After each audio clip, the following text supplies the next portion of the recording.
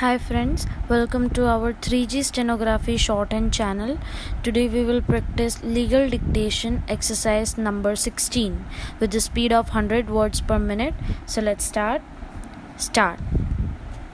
On the other hand, it is the case of the respondent as acceptance was not unconditional. It does not amount to a binding contract between the appellant and the first respondent. As such, the arbitrator has no jurisdiction to decide the list between the parties.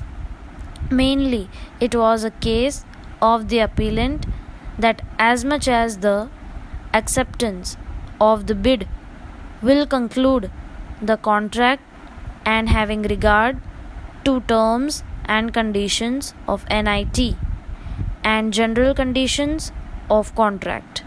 It is a binding contract between the parties. As such, dispute is to be resolved only by way of arbitration. The learned counsel for the appellant has placed reliance on judgment in the case of Quaner Cementation India Limited, Bajranglal Agarwal and another. It is a case of the appellant company that even if the first respondent disputes the jurisdiction of the arbitrator, it is open for the first respondent to move an application before the arbitrator under section 16 of the Act, but at the same time the suit filed by the first respondent for declaration and injunction is not maintainable.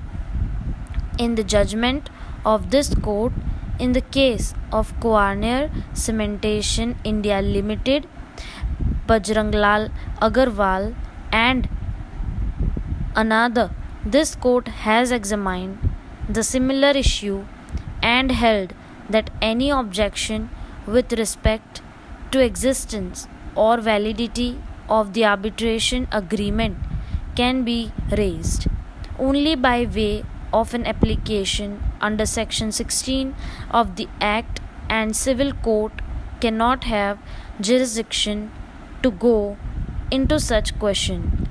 Having regard to aforesaid judgment of this court and various communications between the parties, we are in agreement with the submissions made by the learned senior counsel for the appellant that if the first respondent wants to raise an objection with regard to existence or validity of the arbitration agreement, it is open for the first respondent to move an application before the arbitrator. But with such plea, he cannot maintain a suit for declaration and injunction. Though the trial court rightly rejected the interim injunction sought for the first respondent, the same is erroneously reversed by the learned additional district judge, and such order is confirmed by the High Court by the impugned order. As we are of the view that the order passed by the additional district judge and the High Court are not in conformity with the law on the subject and are contrary to judgment of this court, as referred above, the impugned order is liable to be set aside by vacating the injunction orders.